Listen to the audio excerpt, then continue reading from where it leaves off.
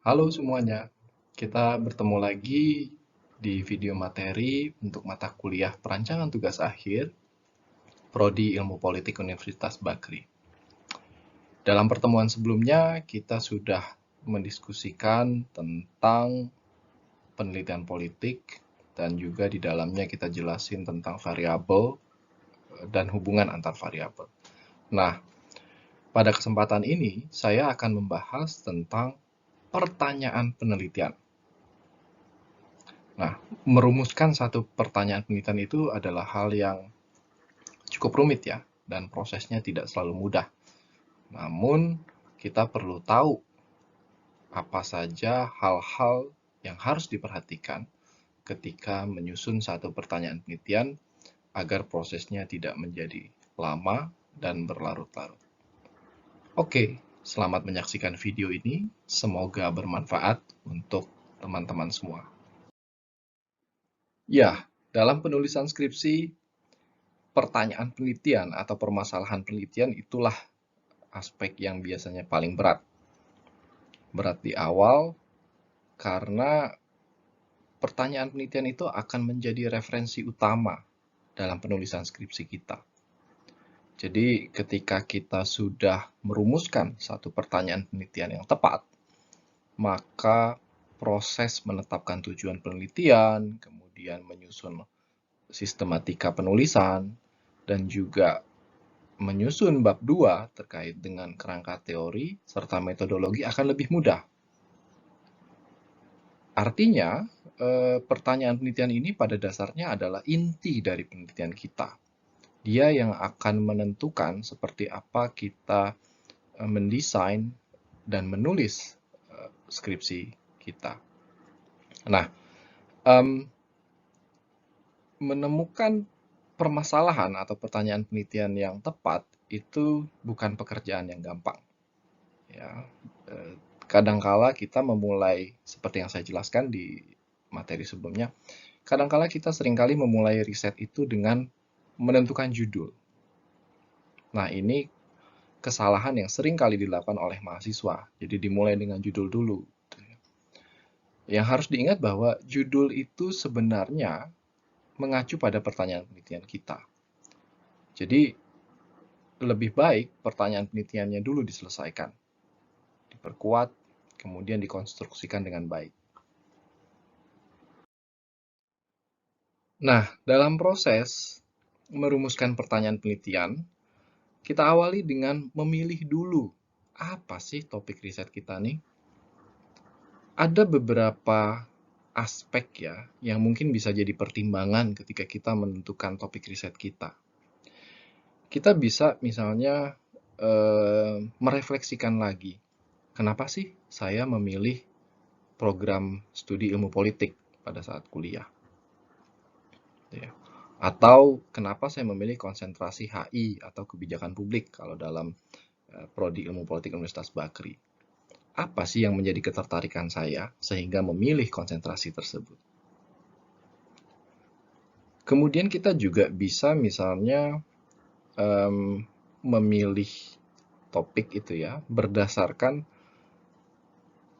perkuliahan apa yang menurut kita sangat menarik ya, sepanjang kita menempuh pendidikan sarjana. Kadangkala ini bisa mendorong kita untuk lebih konsisten ketika mengerjakan satu topik riset. Karena kita memang suka. Dan kesukaan itu diawali dengan kesukaan pada kelas perkuliahan topik tersebut. Kita juga bisa menentukan topik berdasarkan kita mau jadi apa sih nanti karir. Nah, mungkin ada yang mau jadi diplomat, ya maka ketertarikannya adalah pada topik-topik seputar diplomasi. Atau ada yang ingin bekerja di sektor swasta gitu ya misalnya, itu tertarik dengan isu-isu seputar kebijakan publik gitu ya. Dan kita juga bisa memilih topik berdasarkan pandangan pribadi tentang kondisi politik. Ya. Tidak tertutup kemungkinan juga bahwa aktivitas kita di luar kampus itu juga mempengaruhi pilihan topik kita.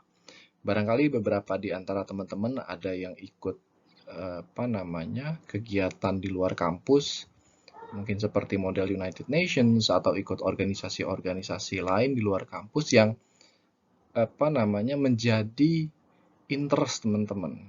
Dan itu bisa menjadi pertimbangan dalam memilih topik riset. Dan yang terakhir tentunya, dan ini yang paling banyak diambil ya sebenarnya, mahasiswa cenderung untuk memilih topik itu berdasarkan perkembangan terkini. Ya, jadi apa isu politik kekinian, apa yang diperdebatkan di masyarakat. Nah, itu seringkali menjadi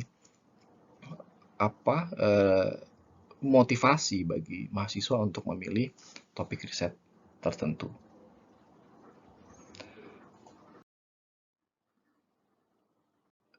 Apa saja sih riset topik yang bisa kita pilih? Nah, dalam ilmu politik, kita bisa memilih topik riset berdasarkan subdisiplin yang ada ya. Jadi, bisa misalnya kita terkait dengan isu perempuan dan politik misalnya, maka kita bisa melihat bagaimana studi gender atau pemilu, partai, ya, atau kemudian mungkin ada yang tertarik dengan komunikasi politik, gitu ya, atau yang tertarik dengan isu-isu seputar politik legislasi. Gitu. Nah, research topik ini harus berkaitan ya dengan subdisiplin yang ada dalam ilmu politik. Mengapa? Karena nanti teman-teman harus mengkonstruksikan satu kerangka teori yang mengacu pada literatur ilmu politik. Tentunya itu akan memudahkan. Oke, setelah kita menentukan topik, udah dapet nih topik penelitian yang ingin diambil. Misalnya mau gender studies kah, mau politik legislasi kah, atau apa, gitu ya. Sekarang langkah berikutnya adalah mencari puzzle-nya. Gitu ya. Puzzle itu kan pada prinsipnya adalah kondisi yang menimbulkan rasa ingin tahu kita lebih besar gitu ya. Mengapa hal ini terjadi? Jadi dalam proses mencari puzzle penelitian gitu ya, tugas kita adalah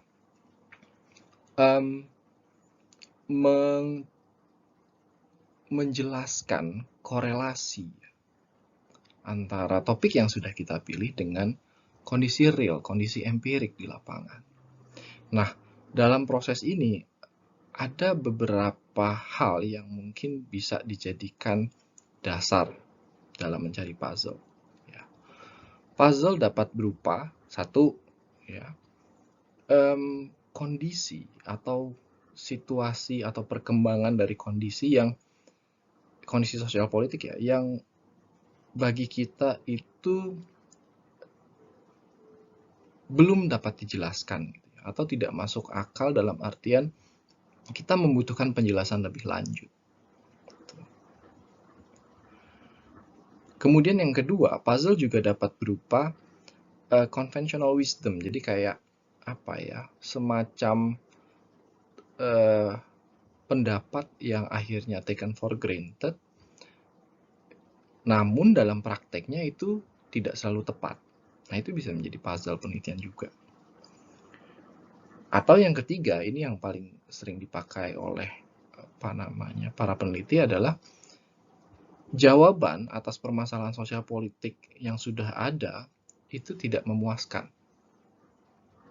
Artinya terlalu banyak celah dalam literatur terkait penjelasan fenomena sosial politik tersebut.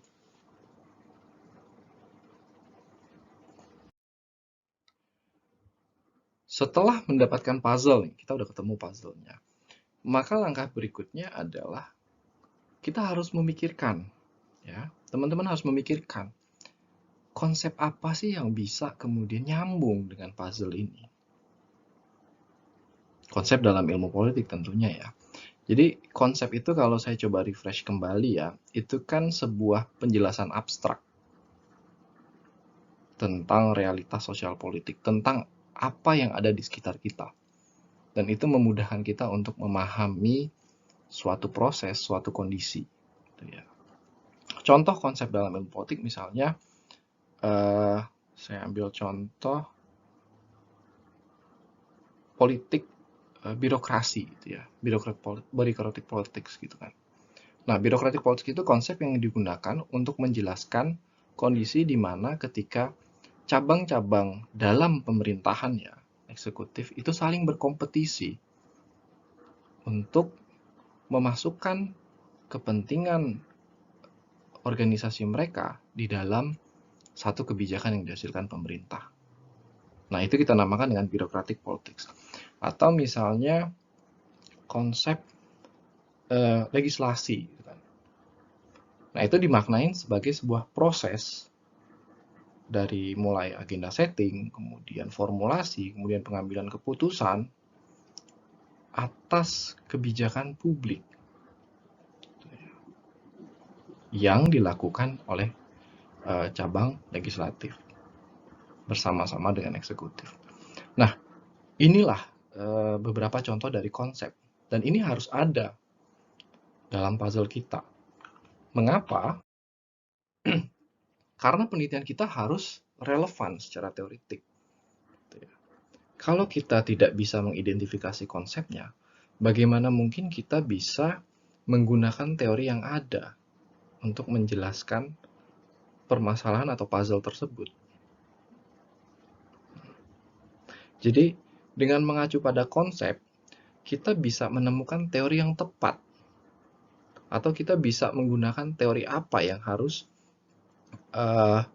digunakan untuk menjelaskan permasalahan tersebut. Nah, ketika kita sudah temu konsepnya, udah dapat teorinya, maka langkah selanjutnya adalah kita bisa misalnya, biasanya ya untuk level sarjana, mahasiswa itu harus mampu menggunakan teori untuk menganalisa kasus yang ada, kasus yang sama, atau mungkin kasus yang baru konteksnya. Gitu ya. Kemudian juga dengan teori yang ada, yang relevan dengan puzzle kita, maka kita bisa misalnya menguji apakah misalnya hipotesa teori itu tepat atau tidak. Atau kita bisa mengidentifikasi ada problem dalam hubungan sebab akibat dalam teori tersebut. Ya, logical inconsistencies-nya mungkin saja ada. Atau kita bisa menyodorkan satu penjelasan alternatif dari teori tersebut, ya, tanpa misalnya mengubah secara besar ya argumen utama dari teorinya. Atau kita bisa menggabungkan beberapa teori. Nah, ini dalam pendekatan ilmu sosial disebutnya eclectic approach ya. Jadi menggabungkan beberapa konsep dari teori dan mengkonstruksikan satu kerangka baru ya, kerangka analisa baru. Bukan baru, tapi yang merupakan sintesa dari beberapa teori. Jadi harus diingat, konsep itu penting karena dia akan menentukan teori apa yang akan kita gunakan. Tanpa bisa mengidentifikasi konsep dalam puzzle penelitian kita, maka kita nanti akan kesulitan mencari teori. Bagaimanapun juga ya, kita harus bersandar pada teori. Tidak bisa kemudian melakukan penelitian tanpa dilandasi oleh satu teori. Apalagi untuk level sarjana ya, yang tuntutannya adalah menerapkan, mengaplikasikan teori dalam kasus tertentu. Nah, kita udah dapat topik misalnya, kemudian kita udah tahu puzzle penelitian kita apa, ya, sesuatu yang menarik untuk diteliti itu apa. Kemudian kita udah nemu konsepnya apa sih untuk menjelaskan puzzle ini, termasuk teori apa yang akan kita gunakan. Berikutnya adalah memformulasikan pertanyaannya.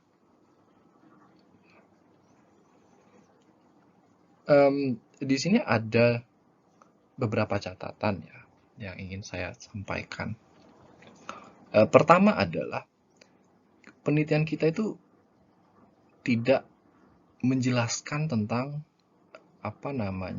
tidak hanya menjelaskan tentang siapa aktornya, apa peristiwanya, tempatnya di mana dan kapan.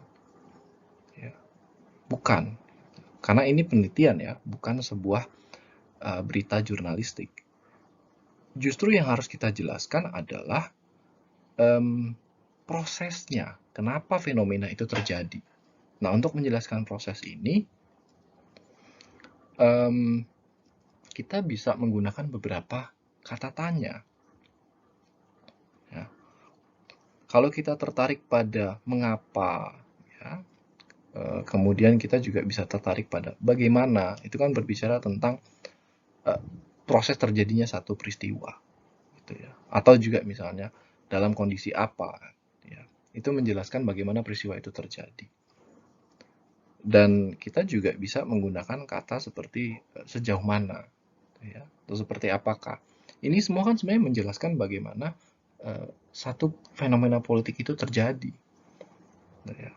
Nah, di dalamnya memang ada informasi mengenai siapa, apa, kapan, dan di mana itu terjadi. Ya. Tapi itu bukanlah pertanyaan penelitian kita. Nah, di sini saya kasih 2 contoh pertanyaan. Silakan teman-teman lihat. Ya. Nah, ada beberapa tips yang ingin saya sampaikan terkait dengan formulasi pertanyaan penelitian. Yang pertama adalah hindari pertanyaan yang sifatnya spekulatif. Jadi pertanyaan spekulatif ini yang kita tidak bisa mengujinya secara empirik. Menjadi tidak logis ya. Jadi tidak ada bukti, ya bagaimana melakukan riset. Kemudian yang kedua, selalu pastikan Anda menjelaskan waktu dan tempat di mana studi kasus yang akan diteliti. Dan terakhir, satu pertanyaan saja cukup. Satu pertanyaan yang baik, strukturnya bagus, fokus, gitu ya, itu sudah cukup. Kira-kira seperti itu tips dari saya, dan teman-teman bisa selalu perhatikan ketiga hal ini ya ketika menyusun pertanyaan penelitian. Pada waktu memformulasikan pertanyaan riset, ya ada beberapa hal juga yang harus kita perhatikan. Nah, ini ada nasihat bagus dari Kate Turabians terkait dengan penyusunan pertanyaan riset. Jadi ada 3 hal yang harus dihindari ketika kita menyusun pertanyaan riset. Yang pertama adalah jangan sampai pertanyaan itu terlalu mudah untuk dijawab. Ya, teman-teman bisa lihat di sini contohnya. Ya. Ingat ini adalah penelitian level sarjana. Ya, tentunya kita nggak pakai pertanyaan siapa Presiden Republik Indonesia saat ini. Kemudian yang kedua adalah jangan sampai apa yang kita tanyakan itu tidak ada buktinya. Nah, ini terkait dengan juga tips dari saya tadi untuk menghindari pertanyaan yang spekulatif. Gitu ya. Jadi kita harus bertanya atas hal yang telah terjadi. Lazimnya seperti itu. Ada pertanyaan yang sifatnya mungkin agak spekulatif, namun metodenya tentu eksperimental, dan itu bukanlah hal yang sederhana ya untuk metode eksperimental. Jadi intinya adalah hindari ya pertanyaan yang kemudian tidak memiliki bukti atau data yang kuat.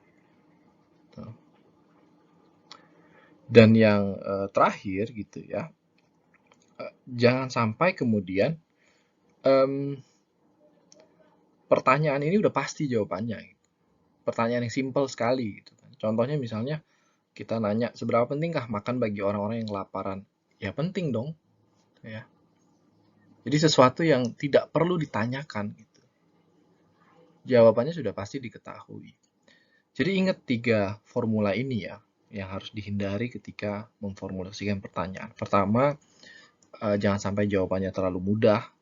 Kemudian jangan sampai jawabannya itu tidak bisa didukung dengan fakta empirik, gitu ya, atau membuat satu pertanyaan yang sifatnya spekulatif. Yang terakhir adalah jangan sampai jawabannya itu kemudian tidak bisa menyediakan alternatif jawaban lain. Gitu. Nah, kira-kira seperti itu ya tips terkait dengan tips tambahan terkait dengan bagaimana memformulasikan pertanyaan penelitian. Oke, jadi teman-teman sudah mendapatkan informasi tentang bagaimana sih proses menyusun satu pertanyaan penelitian. Nah, sekarang coba silahkan berlatih ya buat teman-teman yang mengambil skripsi atau yang sedang menyusun proposal gitu. Coba buat beberapa alternatif gitu, misalnya dari rencana penelitian teman-teman gitu ya. Cari misalnya bikin 3 alternatif gitu ya. Kemudian di sini saya sediakan contoh tabel gitu ya untuk sebagai sarana latihan, teman-teman bisa buat masing-masing. Jadi topiknya apa sih yang kalian sukai? Gitu ya, atau subdisiplinnya apa? Kemudian puzzle-nya apa? Gitu ya. Dan konsep apa sih yang ada di dalam puzzle itu dan kira-kira dia terkait dengan teori yang mana? Dan yang terakhir, siapkan draft pertanyaannya. Jadi memformulasikan pertanyaan riset itu tidak bisa selesai hanya dalam satu malam. Dia harus ada kita harus exercise terus, latihan terus, gitu ya. Mencari kemungkinan dari beragam kemungkinan yang ada. Ya. Tanpa di exercise ya tentunya yang nggak akan datang dengan sendirinya pertanyaan riset itu. Ya. Oke, demikian materi sesi 3 untuk mata kuliah perancangan tugas akhir. Harapan saya teman-teman bisa lebih paham tentang cara memformulasikan atau menyusun pertanyaan riset yang tepat. Sampai ketemu di video materi berikutnya. Sampai jumpa.